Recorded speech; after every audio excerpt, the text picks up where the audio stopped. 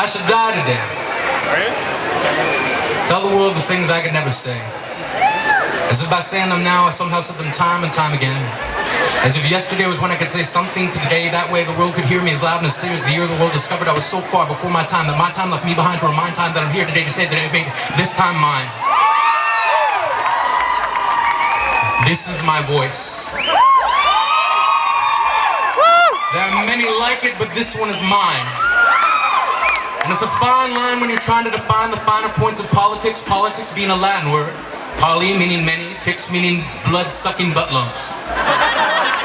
But too many live in countries where it's bullets instead of ballots, where gavels fall like mallets when held in the hands of those whose judgments can be bought as easily as children can be taught to covet. And the only ones willing to speak up are forced to live so far beneath the radar that the underground is considered above it. This is the Ho Chi Minhs and the Michael Collins, the Marquis de Sade's and the Muted Gods. This is my voice. There are many like it, but this one is mine.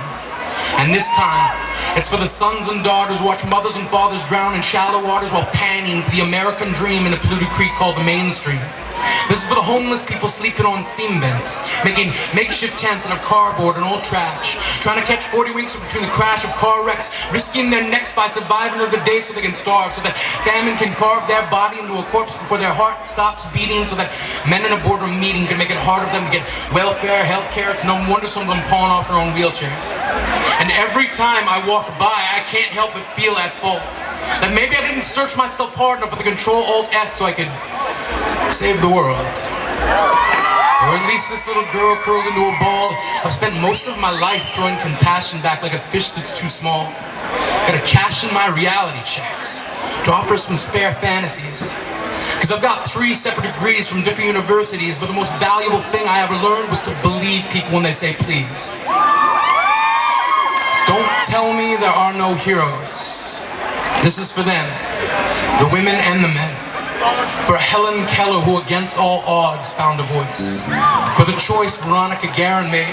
For Martin Luther King, who stayed just long enough to share a dream with us. This is for that day on the bus with Sister Rosa Parks. For the Joan of Arcs who believe even in the face of sparks becoming flame, the political game that Louis Riel refused to play. This is for the day the Dalai Lama finally goes home. For Dr. Jeffrey Wigand, who alone stared down big tobacco. For Nelson Mandela, who continues to go the extra mile. This is for the trial that finally found man guilty of shooting Medgar Evers dead. For everything Malcolm X said, remembered by athletes who left the Olympics double-fisted. For Arthur Miller, blacklisted for calling a witch hunt what it was. For Galileo, locked up saying the earth was round. For the Two Live Crew who found us out, they got them banned in the USA. And imagine if we could still hear John Lennon play.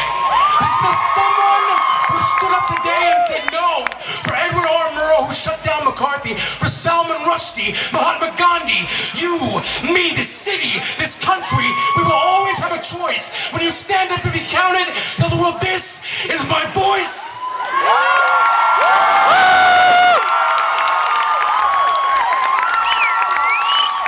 There are many like it, but this one is mine. Thank you guys.